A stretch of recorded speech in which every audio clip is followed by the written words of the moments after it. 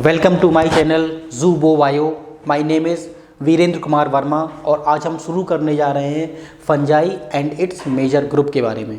आज का हमारा टॉपिक है fungi and its major group. ये लेक्चर एप्लीकेबल होगा उन बच्चों के लिए जो क्लास 11th में है, क्लास 12th में है और जो नीट की तैयारी कर रहे हैं या मेडिकल फील्ड में जाना चाहते हैं। ठीक है, और ये जो लेक्चर है कवर करेगा नीट के सिलेबस को। ये उपयोगी होगा 11th और 12th के बच्चों को, चाहे वो किसी भी बोर्ड के हों, सीबीएसई बोर्ड, आईएससी बोर्ड या अदर स्टेट बोर्ड के। अब साइलेंट फीचर ऑफ फंजाई देख लेते हैं। साइलेंट फीचर ऑफ फंजाई में जो पहला फीचर है इनका साइज बैक्टीरिया से बड़ा होता है। Most fungi grow as hyphae के रूप में उगते हैं। हाइफी क्या होता है? एक सिलेंडर थ्रेड लाइक स्ट्रक्चर होता है जिनका डायामीटर 2 से 10 माइक्रोन मीटर के बीच में होता है और इनकी लेंथ कुछ सेंटीमीटर से कई सेंटीमीटर तक हो सकती है। नेक्स्ट इनका जो कैरेक्टर है वो ये है कि ये एक क्लोरोफिलस होते हैं, यानी इनमें क्लोरोफिल नहीं होता। ये अपना फूड खुद नहीं बना सकते, ये फूड के लिए दूसरों पर डिपेंडेंट होते हैं। हेट्रोट्रॉपिक होते हैं, मतलब कि ये दूसरों से अपना भोजन लेते हैं। स्पोर फॉर्मिंग, नॉन वैस्कुलर, इनका जो रिप्रोडक्शन होता है स्पोर के फॉर्म में रहता है। कई तरह के ये स्पोर बनाते हैं। और नॉन वैस्कुलर, इनमें जाइलम और फ्लोएम टिश्यूज़ नहीं होते हैं। जाइलम जल का संवहन करता है, यानी जल का ट्रांसफ़र करता है, और फ्लोएम फूड का ट्रांसफ़र करता है। अगर फूड है तो फूड लीव से रूट तक, और जो अगर वाटर है तो वाटर रूट से लीव तक कहीं भी जा सकता है प्लांट में। तो इनमें वैस्कुलर टिश्यूज़ नहीं होते हैं, यानी जाइलम और फ्लोएम नहीं होते हैं। यूकैरियोटिक ऑर्गेनिज्म हैं, ये यूकैरियोटिक होते हैं। इनमें ट्रू न्यूक्लियस होता है। इनमें जो फंगल सेलुलोज होता है वो काइटिन होती है, और ये हम लोगों की ही तरह यानी ह्यूमन की ही तरह अपना फूड एज ए रिजर्व के रूप में, ग्लाइकोजन के रूप में रिजर्व करते हैं। इनका नेक्स्ट कैरेक्टर है फंजाई आर कॉस्मोपॉलिटन। कॉस्मोपॉलिटन का मतलब होता है सर्वव्यापी। ये सब कहीं होते हैं, सॉइल में, एयर में, वाटर में, प्लांट में भी रहते हैं, ह्यूमन में भी रहते हैं, मैन में रहते हैं। इसका नेक्स्ट कैरेक्टर है they prefer to grow in warm and humid places. ये जो है नमी वाली जगह में और थोड़ी सी गर्मी वाली जगह में उगना प्रेफर करते हैं। अगर हम यीस्ट को छोड़ दें तो बाकी सारे जो फंगस होते हैं, फंजाई होते हैं, मल्टी सेलुलर होते हैं और इनकी बॉडी फिलामेंटस टाइप की होती है, जिन्हें हाइफा या हाइफी कहते हैं।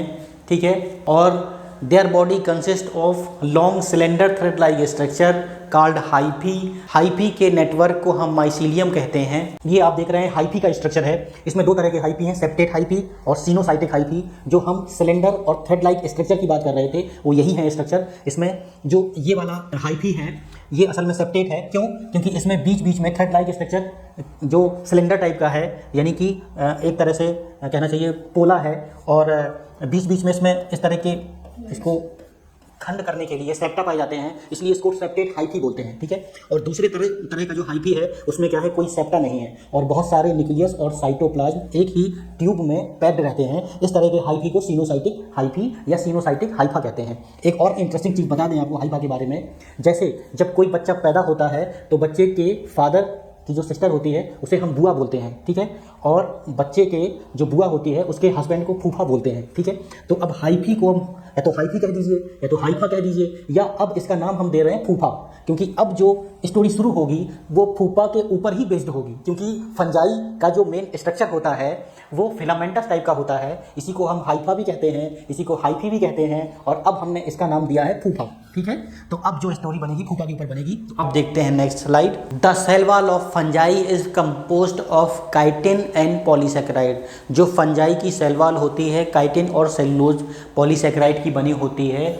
मोस्ट फंजाई आर हेट्रोट्रॉपिक होते हैं and absorb soluble organic matter from dead substrates and hence are called saprophytes. जो फंजाई होते हैं वो अपना भोजन खुद नहीं बना सकते और हेट्रोट्रॉपिक होते हैं।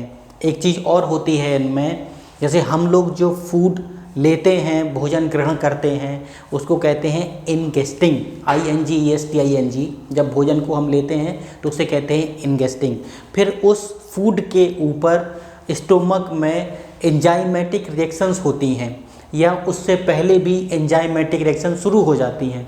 लेकिन फंजाई में क्या होता है कि फंजाई में जो फूड होता है उसको फंजाई क्या करता है कि पहले उसमें एंजाइमेटिक रिएक्शंस करता है वो, इसलिए उसके लिए उसे फ्री वाटर की रिक्वायरमेंट होती है। फ्री वाटर अगर उसे मिल गया तो वो एंजाइम उस सबस्ट्रेट पे एक्ट कराएगा और फिर जो कॉम्प्लेक्स ऑर्गेनिक मैटर है उसको सिंपलर वन में चेंज कर देगा, उसके बाद फिर वो ग्रहण करता है उस फूड को। तो इस तरह से फंजाई को हम बोलते हैं स्टोमक्स आउटसाइड देयर बॉडी, ठीक है। यानी कि जो स्टोमक है वो फंजाई के आउटसाइड है, क्योंकि ये पहले फूड पे एंजाइमेटिक रिएक्शंस कराता है फ्री वाटर के प्रेजेंस में, फिर उसको लेता है, ठीक है। ये इसकी खास बात होती है फंजाई की। They are also live as symbionts, ये सिम्बायोन्ट्स के रूप में भी रहते हैं। जैसे जब ये एल्गी के साथ एसोसिएशन करते हैं तो उसे लाइकेंस कहते हैं। फंजाई और एल्गी का ऐसा एसोसिएशन होता है कि एक दूसरे के लिए बेनिफिशियल होते हैं और एक दूसरे को नुकसान नहीं पहुंचाते हैं।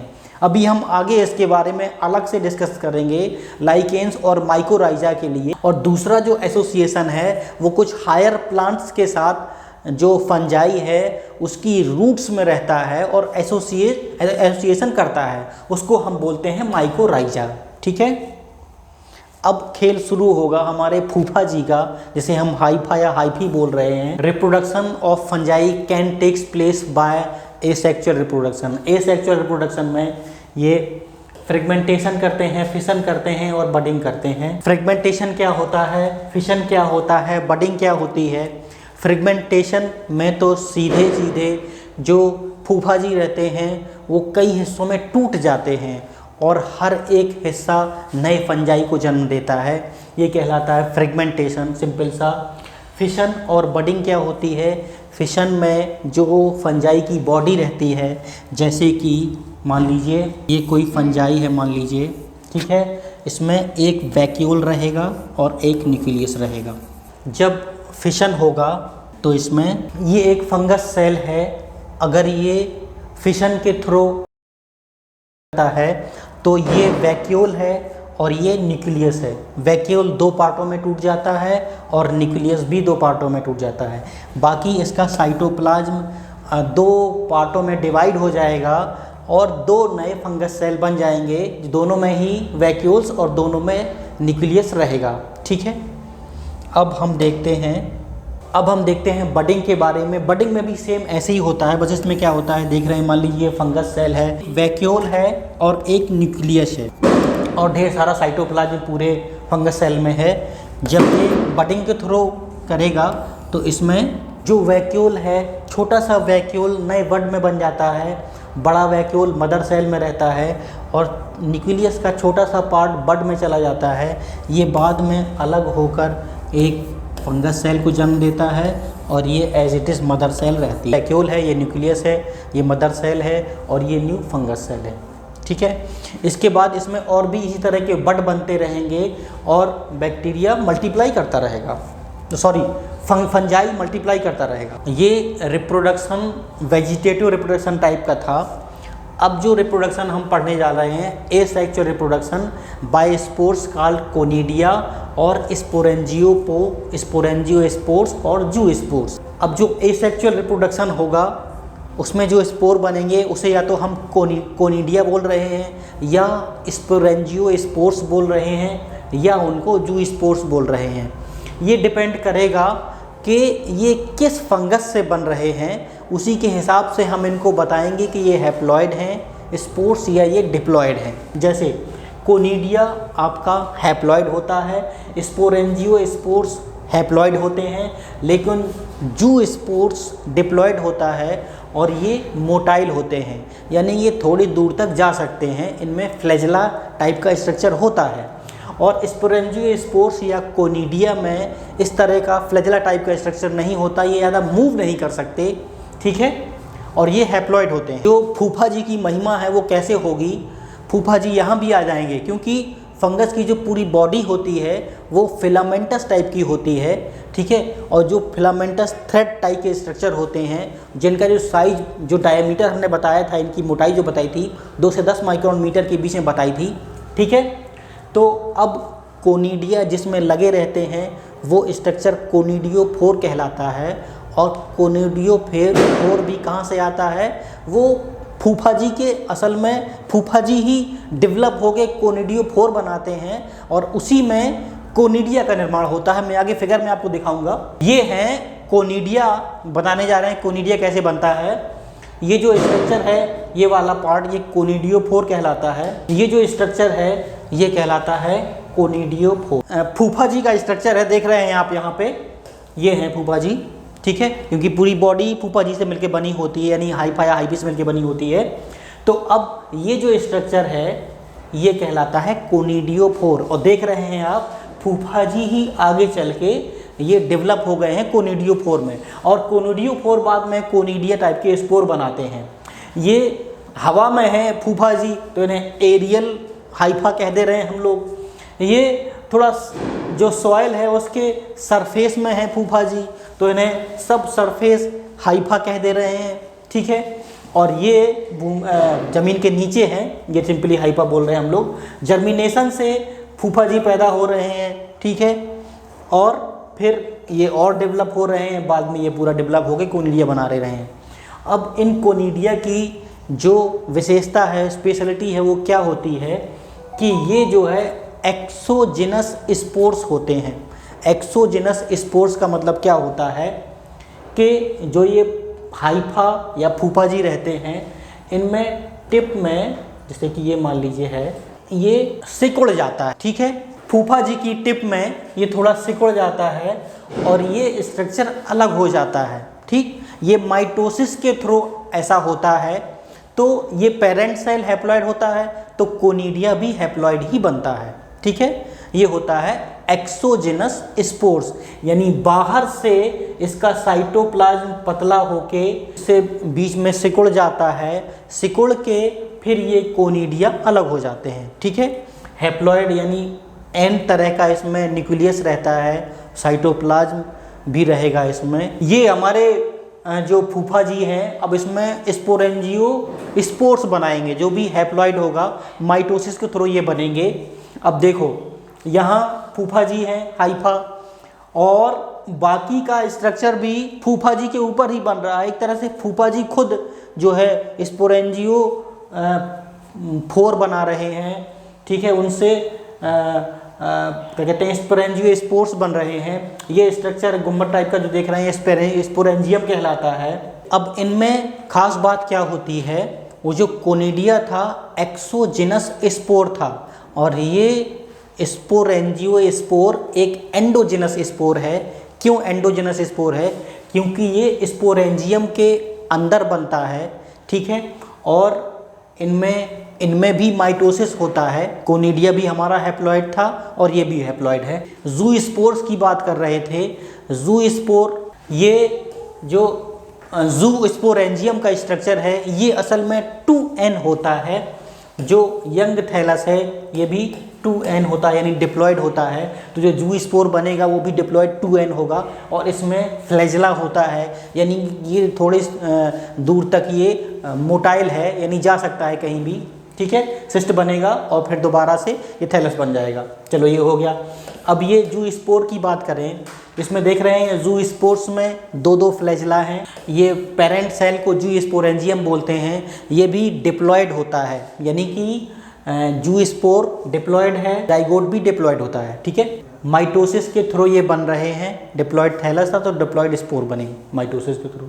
इसमें भी डिप्लॉयड स्पोरेंजियम, जू स्पोरेंजियम है तो डिप्लॉयड जू स्पोर बने। अब जो फंजाई में सेक्सुअल रिप्रोडक्शन होता है वो एस्कोस्पोर या बेसिडियो स्पोर के द्वारा होता है। जैसे जो ऊमाइसिटीज होते हैं उसमें ऊ स्पोर के द्वारा सेक्सुअल रिप्रोडक्शन होता है। ऊ स्पोर बनने से पहले ऊ स्फेयर एक फीमेल गैमीट होता है।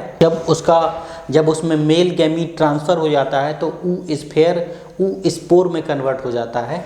उसके बाद एस्को स्पोर एक एंडोजिनस स्पोर है जो कि फ्रूटिंग बॉडीज़ जिसे एस्कस कहते हैं उसमें ये पैक रहते हैं और मियोसिस के थ्रू बनते हैं, इसलिए इनका नंबर या तो 4 होगा या तो 8 होगा। ठीक है, ये एस्कोस्पोर की बात थी। बेसिडियो स्पोर्स भी जो है, जो इनका फ्रूटिंग बॉडीज़ या फ्रैक्टिफिकेशन होता है वो बेसिडियम होता है और ये जो है मियोसिस के द्वारा बनते हैं और ये एंडोजिनस स्पोर होते हैं। ये भी डाइकैरियोटिक बॉडीज़ जो होती है जिसे बेसिडियम बोलते हैं, उसमें मियोसिस के थ्रू ये बनते हैं। उसके बाद फिर अब इनका एक एक फिगर देख लेते हैं हम लोग। स्पोर्स का फिगर कैसे कैसे है देख लेते हैं। मान लीजिए ये हाइफी है, अब ये बन गया हमारा। अभी तक ये जो एन बॉडी थी वो ऊ स्पेयर था। जब कंजुगेशन ट्यूब के थ्रू इन्होंने जो मेल गैमीट है अपना जो न्यूक्लियस है इनको ट्रांसफ़र कर दिया, यानी कि फीमेल गैमीट को। अब ये ऊ स्फेयर से ऊ स्पोर में कन्वर्ट हो गया और ऊ स्पोर, ये देख रहे हैं ऊ स्पोर 2n न्यूक्लियस है इसका। अब इसका म्यूसिस हुआ तो ये 4 स्पोर्स बन गए इससे। ठीक है, ये हैप्लॉइड होते हैं, ये डिप्लॉइड बॉडी होती है। ऊ स्पोर की एक खास बात और होती है, ऊ स्पोर में एक फूड लेडन बॉडी रहती है जो फर्टिलाइज्ड एग है एक तरह से, इसको न्यूट्रिशन देने का काम करता है। यही अंतर है ऊ स्पोर में और जो एस्कोस्पोर से स्पोर बनते हैं उनमें और बेसिडियो स्पोर जो होते हैं उनमें, क्योंकि इन सब में एस्कोस्पोर में और बेसिडियो स्पोर में कोई फूड लेडन बॉडी नहीं रहती है। ठीक है, अच्छा, ये जो ऊ स्पेयर बन रहे हैं ये हम बताया था हाइफा के ऊपर बन रहे हैं। ये एक जाइगो स्पोर को डिनोट कर रहा है, ये बनते हैं जाइगोमाइसेटीज में। इसमें क्या होता है, ये 2 तरह के हाइफी हैं, एक का नेचर मान लीजिए पॉजिटिव है, एक का नेचर निगेटिव है। ठीक है, आपस में मिल जाते हैं। इनमें एन न्यूक्लियस टाइप का जो बॉडीज़ है वो आपस में मिल जाती है और ये फिर बाद में जाइगोस्पोर बनाते हैं।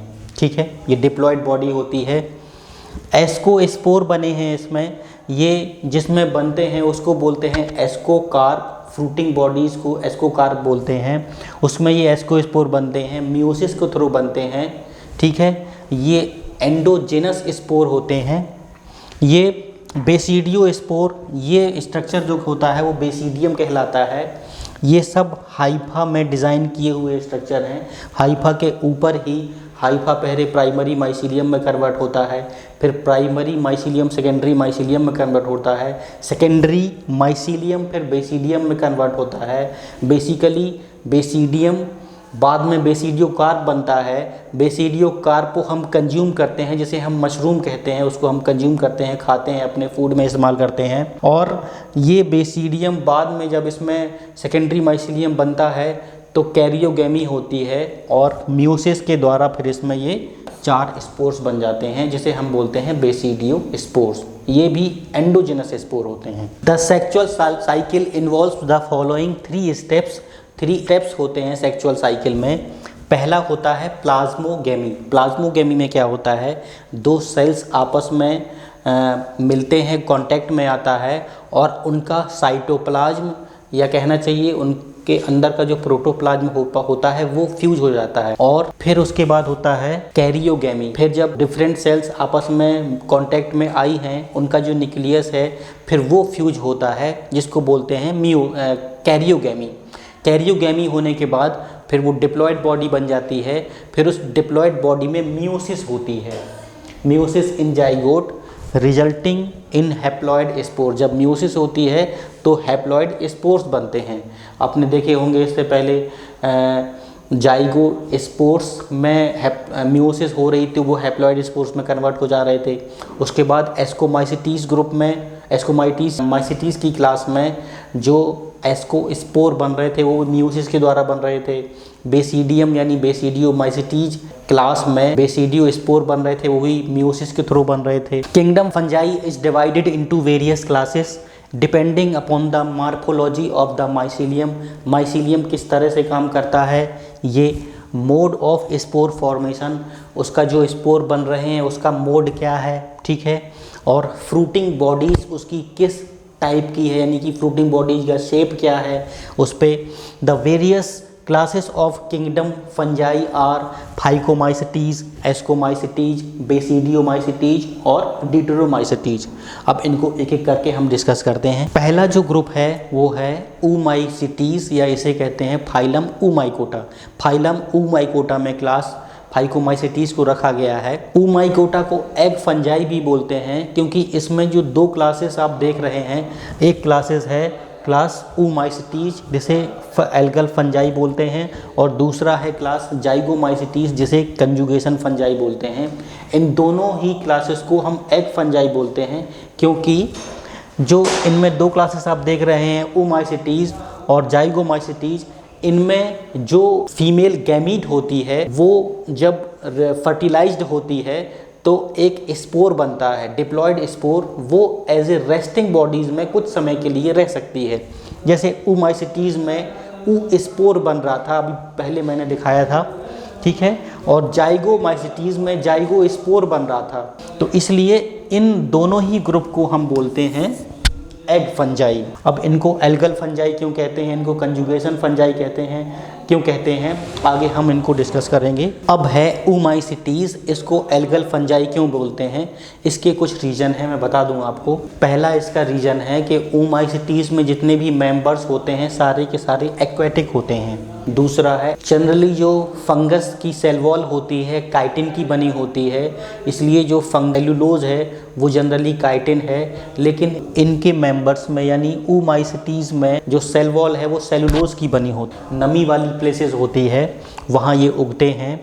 और प्लांट में ये एज ए ऑब्लिगेट पैरासाइट, यानी हमेशा प्लांट के ऊपर पैरासाइट के रूप में ही रहते हैं। माइसीलियम इसमें सिनोसाइटिक होता है, यानी फूफाजी जो होते हैं वो एसेप्टेट होते हैं। सारे जो न्यूक्लियस हैं साइटोप्लाज्म में तैरते रहते हैं और उनमें कोई डिवाइडेशन नहीं होता है, सेप्टा नहीं होता है। तो इनको एल्गल फंजाई बोलने के पीछे ये रीज़न है, ये एक्वेटिक होते हैं। दूसरा, इनका जो सेल वॉल होता है वो सेलुलोज की बनी होती है। और तीसरा एक रीज़न है, इनमें जू स्पोर जू स्पोर है, एक मोटाइल स्पोर्स होता है, उसमें फ्लैजला होते हैं। जैसे जू स्पोर्स बता दें आपको, जू स्पोर्स दो तरह के हैं। ये एक में फ्लैजला है जिसमें कोई आउट ग्रोथ नहीं है, दूसरे में फ्लैजला है जिसमें डिफरेंट आउट ग्रोथ हैं, ठीक है। इसको बोलते हैं विपलेस फ्लैजलम और इसे बोलते हैं टेंसिल फ्लैजलम। ये दोनों ही जू स्पोर इस कैटेगरी में बनती हैं। तो ये तीन रीजन है कि इनको हम एल्गल फंजाई बोलते हैं।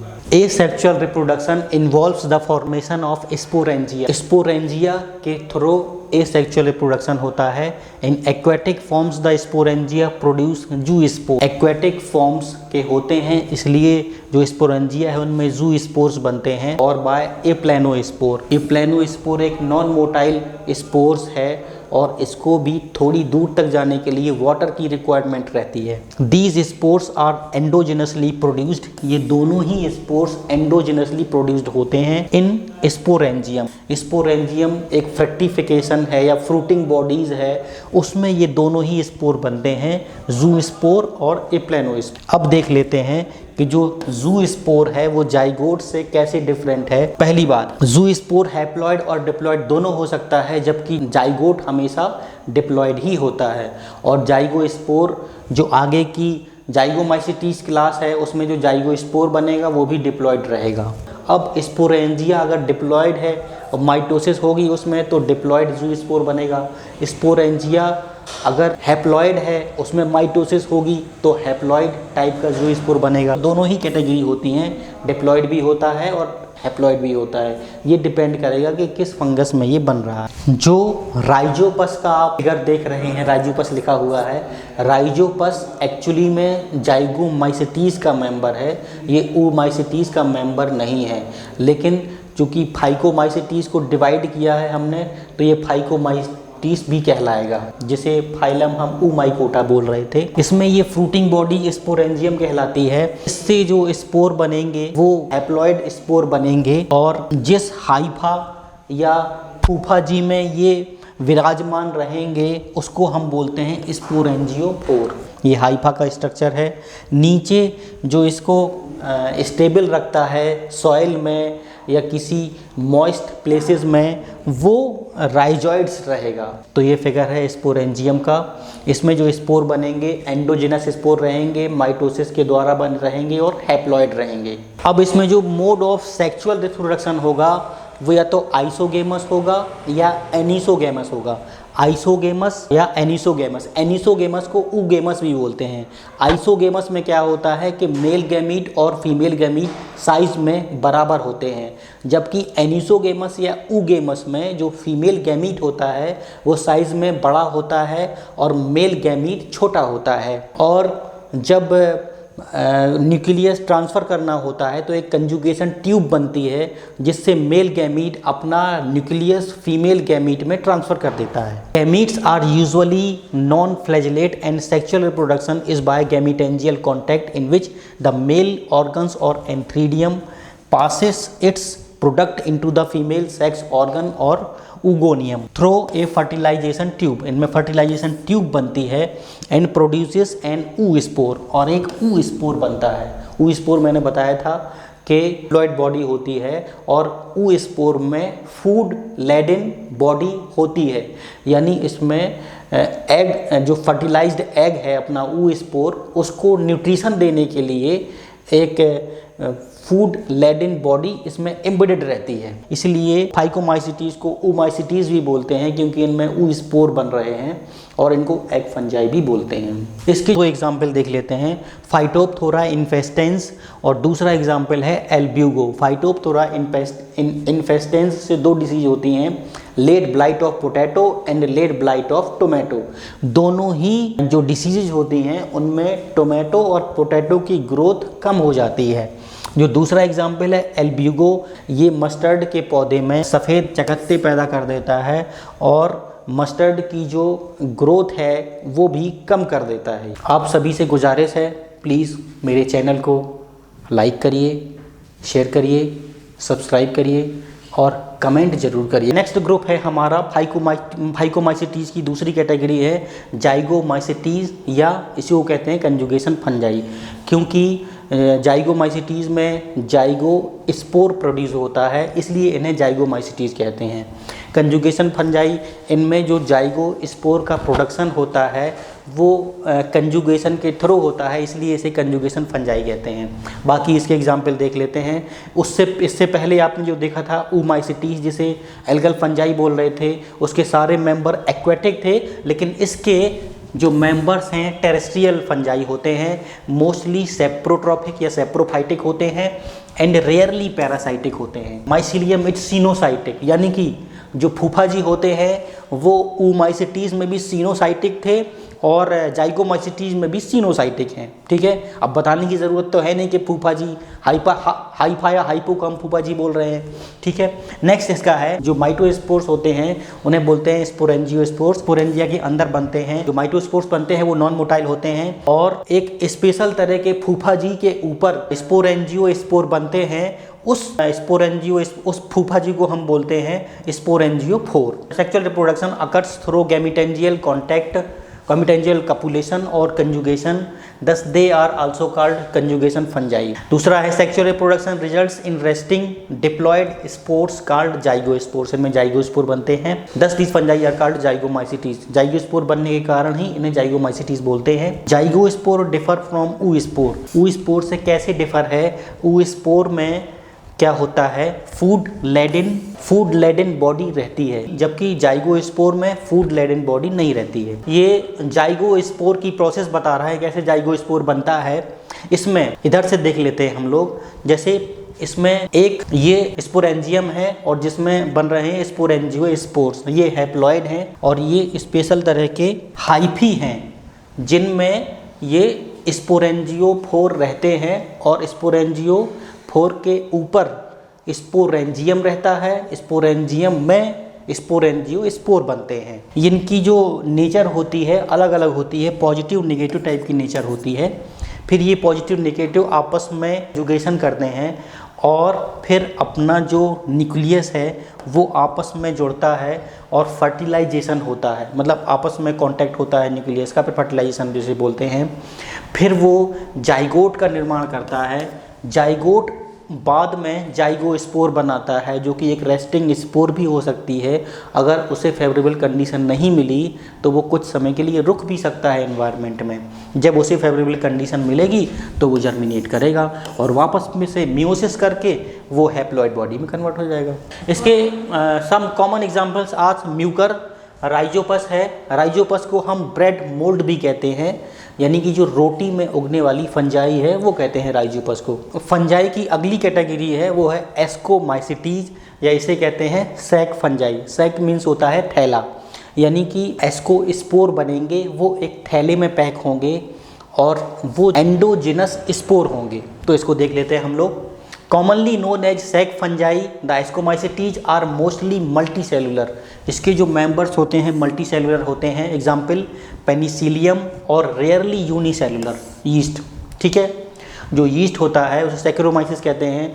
कॉमनली यीस्ट जो हम पढ़ते हैं वो होता है Saccharomyces cerevisiae. Definition of sac fungi, any of various ascomycetes fungi in which the spores are formed in a sac और एस्कस, यानी कि जो थैले में या पाउच में पैक होते हैं उन्हें कहते हैं एस्कस। ये एस्कस होते क्या हैं? A hollow flexible structure resembling a bag और pouch. They are saprophytic, decomposers, parasitic और कॉप्रोफिलस। कॉप्रोफिलस का मतलब होता है ग्रोइंग ऑन डंग, जो कि गोबर में जो है उगते हैं, उन्हें हम बोलते हैं कॉप्रोफिलस। सेप्रोफाइटिक का मतलब होता है मृतोपजीवी, जो मृत चीज़ों पर उगते हैं। डिकम्पोजर्स का मतलब होता है ये सड़ी गली चीज़ों को डिकम्पोज करते हैं। ठीक है, पैरासाइट आप जानते हैं दूसरों पर निर्भर करते हैं जो। Mycelium is branched and septate. अब देख लो भैया, इसमें फूफा जी क्या हुए, यानी फूफा जी का नेटवर्क क्या हुआ, ब्रांच्ड हो गया और सेप्टेट हो गया। इससे पहले जो कैटेगरी पढ़ी थी फाइकोमाइसिटीज, जिसमें दो ग्रुप बताए थे, ओमाइसिटीज, जाइगोमाइसिटीज, उसमें फूफा जी का जो नेटवर्क था वो सीनोसाइटिक टाइप का था। ठीक है, the asexual spores are conidia produced exogenously on the special mycelium called conidiophores. Conidia on germination produce mycelium. अब भैया ये तो ऐसा है कि फूफा जी का जिक्र तो हमें हर बार करना पड़ेगा क्योंकि फिर फूफा जी आ गए। एक स्पेशल टाइप के फूफा जी होते हैं जिसे कोनिडियोफोर बोलते हैं, और उनके ऊपर कोनिडिया बनता है। कोनिडिया एक्सोजिनसली बनता है। कैसे बनता है मैं बताऊंगा आपको, उसका फिगर भी मैंने दे रखा है आगे। कोनिडिया बाद में जर्मिनेट होके फूफा जी को बनाते हैं और फूफा जी का नेटवर्क माइसीलियम कहलाता है। इसमें बहुत सारे फूफा जी का नेटवर्क था जिसे माइसीलियम हम बोल रहे थे। फूफा जी को हम हाइफा बोल रहे हैं। ठीक है, हाँ, तो उनमें एक फूफा जी ऊपर बढ़े और उन्होंने कोनिडियोफोर, उन्हीं को कह दिया कोनिडियोफोर। कोनिडियोफोर आगे चल के कोनिडिया में कन्वर्ट हो गए हैं, कोनिडिया इन चेन्स। और ये जो कोनिडिया को साधे हुए हैं या रखे हुए हैं इनको, इसको बोलते हैं स्टेरिग्मा। ठीक है, ये एक्सोजिनस प्रोड्यूस्ड स्पोर्स होते हैं। इसमें क्या होता है, टिप, जो इसकी टिप होती है वो बाहर से कॉन्स्ट्रिक्ट होती है, यानी सिकुड़ती है, और ये इस तरह की जो छोटा टिप है वो अलग होके कोनिडिया को जन्म दे। कोनिडिया हैप्लॉइड होते हैं। Conidia are non motile asexual spores होते हैं that are found in certain fungi. ठीक है, अब इसमें example ascomycetes, Trichoderma, they are produced exogenous on special type of mycelium called conidiophores by mitosis. Conidia are haploid cells genetically identical to the parent cell, to their haploid parent. Conidia mitosis के द्वारा बनते हैं और haploid parental cell से बनते हैं। जो ascospores बनते हैं वो एसाई, जिसका सिंगुलर नाम एस्कस होता है, जिसे हम बोलते हैं, एस्कस का मीनिंग होता है थैला, बैग या पाउच कहते हैं, वो एंडोजिनसली बनते हैं। और बाद में जो फ्रूटिंग बॉडीज़ है, यानी कि जिसमें एस्कोस्पोर्स बनते हैं, वो एस्कोकार्प में कन्वर्ट हो जाता है। इसके एग्जाम्पल हैं एस्परजिलस, क्लेविसेप्स, पेनिसिलियम यीस्ट और Neurospora. Neurospora is used in extensively in biochemical and genetic work. Neurospora का जेनेटिक वर्क में बहुत उपयोग होता है। एस्कोस्पोर्स की एक खास बात ये होती है कि जो एस्कस होता है उसमें मियोसिस के द्वारा एस्कोस्पोर्स बनते हैं, इसलिए इनकी संख्या जनरली 4 होती है या 8 होती है। ठीक है, तो 4 or 8 haploid meiospores are called ascospores are produced in each ascus. उसमें से half the number of ascospores belong to one mating type and half the number belongs to other mating type, यानी उसमें से आधे जो मेंबर्स हैं, आधे जो एस्कोस्पोर्स बने हैं उनका नेचर पॉजिटिव टाइप का होगा और आधे जो बने हैं उनका नेचर निगेटिव टाइप का होगा। कुछ एस्कोकार्प ऐसे होते हैं जो खाने में यूज़ होते हैं, जैसे मोरल्स और ट्रफल्स। अभी मैं आपको मोरल्स और ट्रफल्स का एग्जाम्पल दिखाने वाला हूँ। ये एस्कस, एस्कोस्पोर और ये एस्कोकार्प का फिगर। ये है truffles are fungi like mushrooms और ये है morels are fungi like mushrooms. इनको आप फिगर में केवल देख लीजिए कि इस तरह का होता है, ताकि इनमें आपके एक मैप बन जाए इसका। ईस्ट के बारे में कुछ पॉइंट देख लेते हैं हम लोग। They are group of non mycelial और pseudomycelial ascomycetes. Yeast are basically unicellular with spherical और सिलेंड्रिकल सेल। ठीक है, यीस्ट में हाइफा नहीं होता है, यानी फूफाजी नहीं होते हैं यीस्ट में। हाँ, सीडोमाइसीलिया थोड़ा बहुत इस तरह का स्ट्रक्चर जरूर हो सकता है इसमें। पेनिसिलियम के बारे में पढ़ते हैं। Penicillium chrysogenum yields the antibiotic penicillin. पहले ये एंटीबायोटिक पेनिसिलियम नोटेटम से बनती थी, अब ये बनती है पेनिसिलियम क्राइसोजेनम से। जो फंगस को मारती है, यानी फंजाई को मारती है, वो ड्रग है ग्राइसियोफल्विन, जो किससे मिलती है? पेनिसिलियम ग्राइसियोफल्वम से। न्यूरोस्पोरा, ये है pink bread mould.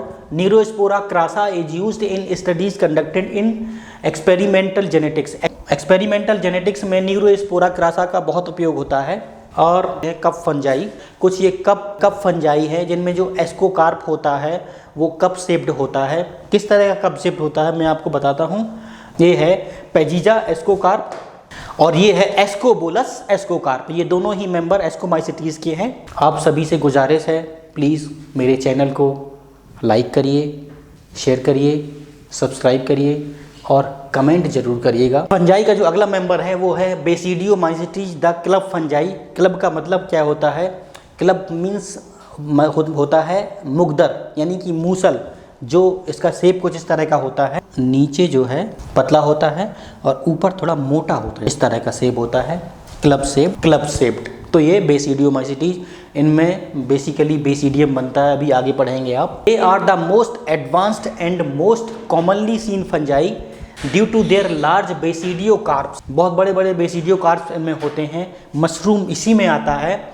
Example mushroom, toad stools, puff balls, bracket fungi, birds nest fungi, fairy clubs, stink horns, earth star and jelly fungi etcetera. इन सब के एग्जाम्पल मैं आपको दिखाता हूँ। ये मशरूम है जिसे अगेरिकस कंपेस्ट्रिस या सैलियोटा कंपेस्ट्रिस बोलते हैं। टोड स्टूल जिसे अमेनिटा सीजेरिया बोलते हैं। पफ बॉल्स जिसे लाइकोपर्डोन ऑब्लोंजी स्पोरम बोलते हैं। Bracket fungi polyporus. Bracket fungi को सेल्फ फंजाई भी बोलते हैं। इसका शेप कुछ ब्रैकेट की तरह होता है या अलमारी की तरह होता है, इस चीज़ को ब्रैकेट फंजाई या सेल्फ फंजाई भी बोलते हैं। ये पफ बॉल्स, इसका एग्जाम्पल कुछ फूला हुआ बॉल की तरह होता है, इसलिए इसे पफ बॉल कहते हैं। लाइकोपर्डोन और ऑब्लोंजी स्पोरम। ये मशरूम सबसे कॉमन मशरूम है जिसे हम खाते हैं। अगेरिकस कंपेस्ट्रिस या सैलियोटा कंपेस्ट्रिस बोलते हैं। ये है अमेनिटा सीजेरिया। सीजेरिया रखने का एक खास कारण है, जो रोम के एम्पेरर थे यानी सम्राट थे, उनको ये मशरूम बहुत पसंद था। ठीक है, तो उनकी फैमिली, उनके नाम पर फैमिली का नाम सीजेरिया रखा गया और इस मशरूम का नाम अमेनिटा सीजेरिया रखा गया। बर्ड्स नेस्ट फंजाई में क्या होता है? चिड़िया के घोंसले की तरह इसका स्ट्रक्चर होता है और ये ऊपर इसमें स्पोर रहते हैं। इसका एग्जांपल साइएथस है। फेरी क्लब में क्या होता है? जो रानियां होती हैं, जो मुकुट पहनती हैं, उस तरह का कुछ इसमें स्ट्रक्चर बनता है। क्लेवेरिया डेल्फस ट्रंकेटस इसका एग्जाम्पल है। स्टिंक हॉर्न फैलस इंडुसिएटस इसका एग्जाम्पल है। इस तरह का इसमें स्ट्रक्चर रहता है। ये जेली फंजाई जेली की तरह रहता है, इसको बोलते हैं ट्रिमेला, साइंटिफिक नाम इसका ट्रिमेला है। अर्थ स्टार्स का एग्जाम्पल है। इसका जो साइंटिफिक नेम है वो है गैस्ट्रम ट्रिप्लेक्स। इसमें जो वेजिटेटिव रिप्रोडक्शन होता है वो फ्रेगमेंटेशन के थ्रू होता है, ये कॉमन है इसके लिए। Mycelia are of two types, primary and secondary mycelia. अच्छा, अब फूफा जी का रोल बहुत इंपॉर्टेंट होने वाला है इसमें बेसिडियोमाइसिटीज में। जो प्राइमरी माइसीलिया होता है उसमें जो हाइफा होते हैं वो मोनोकैरियोटिक होते हैं, यानी फूफा जी प्राइमरी माइसीलियम में मोनोकैरियोटिक होते हैं। और जब सेकेंडरी माइसीलियम बनता है तो उसमें फूफा जी डाई कैरियोटिक हो जाते हैं, यानी उसमें 2 न्यूक्लियस हो जाते हैं। जो प्राइमरी माइसीलियम है या तो ओइडिया के थ्रू या तो कोनिडिया के थ्रू या पिकनियोस्पोर्स के थ्रू मल्टीप्लाई करते हैं। ओइडिया एक ऐसा स्पोर है जो बहुत कम समय के लिए बनता है। कोनिडिया आप देख चुके हैं, उससे पहले वाले के उसमें एस्कोमाइसिटीज में भी एक्सोजिनस टाइप का स्पोर्स था और टिप से अलग अलग होते होते वो बनता था। और इसमें पिकनियोस्पोर्स एक ऐसा स्पोर्स होता है जिसमें जो स्पोर बनता है वो फ्लास्क की तरह का स्पोर बनता है। ये सारे जो स्पोर बन रहे थे वो एसेक्सुअल स्पोर के थ्रू बन रहे थे। अब देखते हैं हम लोग sexual spores. Sexual reproduction does not involve sex organ, instead fusion occurs between basidiospores and other monokaryotic spores, between a spores or spermatium and a hypha or between 2 hyphal cells of primary mycelia। जो primary mycelia के या तो खुद primary mycelia ही जैसे primary mycelium HEPA से मिलकर बना होता है, तो 2 हाइफल जिनका नेचर एक का पॉजिटिव इनका निगेटिव होता है वो आपस में आते हैं और कांटेक्ट करते हैं आपस में, उसी से उनका फ्यूजन होता है और फिर बाद में वो दोनों माइसीलिया मिला के डाई कैरियोटिक स्ट्रक्चर या डाई कैरियोटिक माइसीलियम बना लेते हैं। ठीक है। There is often differentiation of 2 mating types. ये जो माइसीलिया होते हैं वो 2 तरह का इनका नेचर होता है, कुछ का नेचर पॉजिटिव होता है, कुछ का नेचर नेगेटिव होता है। सेक्सुअल रिप्रोडक्शन में होता क्या है, सेक्सुअल रिप्रोडक्शन में सबसे पहले प्लाज्मोगैमी होती है। प्लाज्मोगैमी का मतलब होता है दोनों सेल आपस में या दोनों हाइफा आपस में मिलते हैं और जो क्या कहते हैं उनका साइटोप्लाज्म है वो आपस में मिल जाता है। Plasmogamy. Karyogamy is delayed long. Karyogamy बहुत देर बाद होती है, प्लाज्मोगैमी हो जाती है, कैरियोगैमी बहुत देर में होती है। तो जो स्ट्रक्चर बनता है वो डाई कैरियोटिक हो जाता है। जब वो स्ट्रक्चर डाई कैरियोटिक हो जाता है तो उसको हम सेकेंडरी माइसीलियम बोलते हैं। सेकेंडरी माइसीलियम लॉन्ग लिव्ड, बहुत लंबे समय तक रहता है। It consist profusely branched and septate hypha. ये ब्रांच हो जाता है और सेप्टेट हाइफा का प्रोड्यूस करता है, यानी कि फूफा जी अब जो है सेकेंडरी माइसीलियम में डाइकैरियोटिक हो जाएंगे, सेप्टेट हो जाएंगे। जो सेकेंडरी माइसीलियम होता है उसमें स्क्लेरोसिया या राइजोमॉर्फ्स स्ट्रक्चर बनते हैं जो कि एक तरह से इसको सपोर्ट देते हैं, वो सॉइल में इंटर कर जाते हैं बिल्कुल रूट की तरह। जो सेकेंडरी माइसीलियम है वो बाद में बेसिडियम प्रोड्यूस्ड करता है। बेसिडियम कैसा स्ट्रक्चर होगा, डाइकैरियोटिक। जो कैरियोगैमी होती है यानी सेकेंडरी माइसीलियम में बहुत बाद में कैरियोगैमी होगी और फिर उसमें मियोसिस होगी। मियोसिस के बाद उसमें जो 4 मियोस्पोर्स बनेंगे उन्हें हम बोलेंगे बेसिडियोस्पोर्स और वो बनते हैं एक्सोजिनसली। जिस बेसिडियोस्पोर्स में ऐसा स्ट्रक्चर जिसमें बेसिडियोस्पोर्स लगे रहते हैं उसको हम बोलते हैं स्टेरिगमेटा। अभी हम फिगर से इसे क्लियर करते हैं।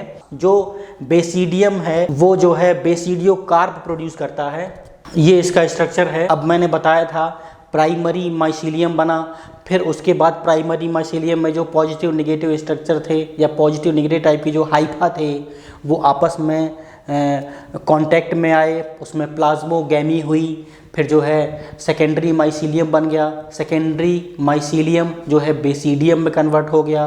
बेसिडियम में अब जो है कैरियोगैमी हो गई और कैरियोगैमी होने के बाद फिर उसमें मियोसिस हुई और उसमें 4 जो है मियोस्पोर्स बने जिसे बेसिडियोस्पोर्स बोलते थे। अब वो बेसिडियोस्पोर्स इस स्टेरिगमेटा से जुड़े रहते हैं। ठीक है, इनको बोलते हैं बेसिडियोस्पोर्स, इसको बोलते हैं स्टेरिगमेटा जिससे लगा रहता है। ये जो पार्ट है ये कहलाता है बेसिडियम। बाद में ये जो मशरूम का अम्ब्रेला लाइक का स्ट्रक्चर होता है ये बाद में उसी में कन्वर्ट हो जाता है। इसमें क्लैंप कनेक्शन रहता है। ये क्लैंप कनेक्शन बाद में राइजोमॉर्फ्स से जुड़े रहते हैं या स्क्लेरोसिया जिसे कहते हैं उनसे जुड़े रहते हैं। स्क्लेरोसिया सॉइल में जाके पेनिट्रेट करती है, इंटर हो जाती है और इसको सपोर्ट देती है। लाइफ हिस्ट्री ऑफ मशरूम पढ़ते हैं। मशरूम का जो साइंटिफिक नेम होता है वो होता है अगेरिका कैम्पेस्ट्रिस या psalliota campestris. Is the common field mushroom which has edible basidiocarp. इसमें जो हम मशरूम का पार्ट कंज्यूम करते हैं वो बेसिडियो कार्प रहता है। बेसिडियो कार्प कैसे बनता है?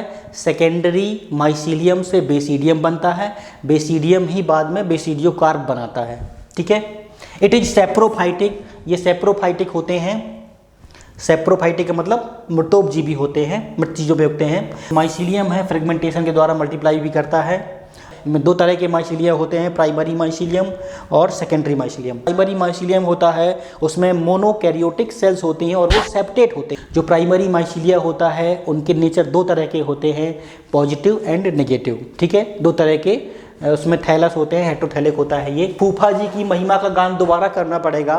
जो फूफा जी होते हैं दो तरह के होते हैं। इनमें जो इनका नेचर होता है, एक का नेचर पॉजिटिव होता है और दूसरे का नेचर निगेटिव होता है। मोनोकैरियोटिक होते हैं, सेप्टेट होते हैं फूफा जी। बाद में जो पॉजिटिव और निगेटिव नेचर के जो हाइफा होते हैं यानी फूफा होते हैं वो आपस में कांटेक्ट करते हैं और फिर जो है उनमें प्लाज्मोगेमी होती है, यानी उनका साइटोप्लाज्म मिल जाता है और कैरियोगेमी नहीं होती है। कैरियोगेमी बहुत बाद में होती है।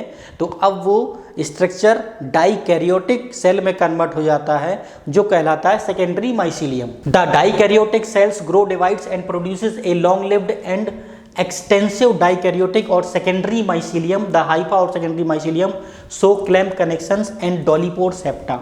अच्छा, इनमें एक चीज़ और होती है, जो सेकेंडरी माइसीलियम होते हैं उनमें इस तरह का कुछ स्ट्रक्चर होता है, इसे बोलते हैं डॉलीपोर सेप्टा। मान लीजिए बीच में एक सेप्टा है, ठीक है, इधर डाइकैरियोटिक न्यूक्लियस है, इधर भी डाइकैरियोटिक सेल है एक, इधर भी डाइकैरियोटिक सेल है, इधर भी डाइकैरियोटिक सेल है। तो जब ऐसा होता है कि डॉलीपोर सेप्टा बनते हैं तो इधर के न्यूक्लियस इधर आ जाते हैं और ये पूरी जो इधर की सेल है वो एक सेल बन जाती है। डॉलीपोर सेप्टा भी बनाते हैं ये। अंडर फेवरेबल कंडीशंस में जो सेकेंडरी माइसीलियम होता है वो कांटेक्ट करता है आपस में इस तरह से और एक कंडेंस्ड बॉडी बना लेती है जिसे बटन्स कहते हैं। ये बटन्स मशरूम का सबसे बेस्ट एडिबल पार्ट होता है, बेस्ट एडिबल स्टेज होती है। यही बाद में बटन्स जो है बेसिडियो कार्प में कन्वर्ट हो जाता है जिसे हम मशरूम बोलते हैं। जो सेकेंडरी माइसीलियम होता है उसका जो पाउडरी फॉर्म होता है उसे हम स्पान बोलते हैं। स्पान को हम मशरूम कल्टीवेशन में यूज़ करते हैं। ठीक है, यानी स्पान एक तरह से मशरूम का बीज होता है। जो मशरूम ग्रो करते हैं वो फेरी रिंग्स के फॉर्म में ग्रो करते हैं। ये मशरूम के फेरी रिंग का एक फिगर है, ये इस तरह से ये उगते हैं। ठीक है, और ये एक मशरूम का फिगर है। इसमें ये जो स्टाक होता है यानी छड़ी होती है, इसे हम बोलते हैं स्टाइप। ठीक है, और स्टाइप इस पाइलियस से जुड़ा रहता है, उसको बोलते हैं एन्यूलस। इस पाइलियस का इधर एक मेम्ब्रेनस स्ट्रक्चर होता है जिसे हम बोल रहे हैं गिल, और ये अम्ब्रेला लाइक स्ट्रक्चर है, इसको बोलते हैं पाइलियस। तो फिगर आपने देखा था उसके बारे में थोड़ा एक्सप्लेन कर देते हैं। जो स्टाल्क टाइप का था उसे कह रहे हैं हम लोग स्टाइप, और दूसरा जो अम्ब्रेला लाइक का स्ट्रक्चर था उसे बोल रहे हैं पाइलियस। द स्टाइप और स्टाल्क इज फ्लैसी, वो फ्लैसी होता है यानी मांसल होता है। The पाइलियस umbrella like circular cap of the mushroom बोलते हैं इसको, यानी कि यंग स्टेज में जिसे बटन स्टेज बोलते हैं उसमें जो पाइलियस है वो इस टाइप से व्हील या व्हीलम के द्वारा जुड़ा होता है। जब पाइलियस की ग्रोथ बहुत ज़्यादा हो जाती है तो ये स्ट्रक्चर टूट जाता है, व्हील और व्हीलम टूट जाता है। However it remains can be seen on the upper part of stipe as annulus, और एन्यूलस यानी एन्यूलस के रूप में रह जाता है। It bears many radiating rows of vertical plates named gills और लैमिली। इस टाइप से जुड़ा रहता है उसे एन्यूलस बोलते हैं। It bears many radiating rows of vertical plates, जैसे कि इस तरह से इधर जो पार्ट रहता है, इधर इस तरह से स्ट्रक्चर जो रहता है उसे हम बोलते हैं गिल्स या लैमिली। अब जो बेसिडियम बनने के बाद यानी सेकेंडरी माइसीलियम बेसिडियम में कन्वर्ट हुआ था और बेसिडियम बाद में बेसिडियो कार्प में कन्वर्ट हो गए थे। बेसिडियो कार्प में मियोसिस हुई थी और बेसिडियो स्पोर्स बन गए थे जिनके नेचर पॉजिटिव और नेगेटिव टाइप के थे। वो अब गिरकर ज़मीन में गिरकर या किसी दूसरी जगह में नए जो है प्राइमरी माइसीलियम को जन्म देते हैं। जो नेक्स्ट कैटेगरी हम लोग पढ़ने वाले हैं वो है ड्यूटेरोमाइस्टीज द फंजाई इम्परफेक्टी भी बोलते हैं इनको, क्योंकि इनमें जो सेक्सुअल रिप्रोडक्शन है वो नहीं होता है या कोई सेक्सुअल ऑर्गन्स टाइप की चीज़ नहीं होती। जिन किसी को भी इस मेंबर्स में रखा गया है, डिट्रोमाइसिस में रखा गया है, अगर भविष्य में उसमें कोई सेक्सुअल स्टेज पाई जाती है तो वो इस क्लास से उसको निकाल के एस्कोमाइसिटीज या बेसिडियोमाइसिटीज में ट्रांसफ़र कर देते हैं, शिफ्ट कर देते हैं। इसलिए इसको आर्टिफिशियल क्लास ऑफ फंजाई बोलते हैं। केवल एसेक्सुअल रिप्रोडक्शन होता है उसमें, कोनिडिया के द्वारा रिप्रोड्यूस करते हैं ये, यानी कि फूफा जी इसमें भी सेप्टेट और ब्रांच्ड रहेंगे। सम मेंबर्स आर सेप्रोफाइट्स और parasites while a large number of them are decomposers. ये डीकम्पोजर्स का ग्रुप है मेन रूप से of litter and help in mineral cycles. Litter गोबर वगैरह जो है उसमें उसके ये डीकम्पोजर्स होते हैं और मिनरल साइकिलिंग में बहुत हेल्प करते हैं ये। इनके एग्जाम्पल है alternaria, colletotrichum and trichoderma, conidiophore, conidia और ये फूफा जी। ठीक है, आप देख रहे हैं फूफा जी के ऊपर कोनिडियोफोर लगे हुए हैं और वो कोनिडिया को जन्म दे रहे हैं, यानी एक्सोजेनस स्पोर को जन्म दे रहे हैं। This is the introduction. ये ज़ूबो बायो RS जीमेल। आप सभी से गुजारिश है प्लीज़ मेरे चैनल को लाइक करिए, शेयर करिए, सब्सक्राइब करिए और कमेंट ज़रूर करिएगा। Thank you, have a nice day.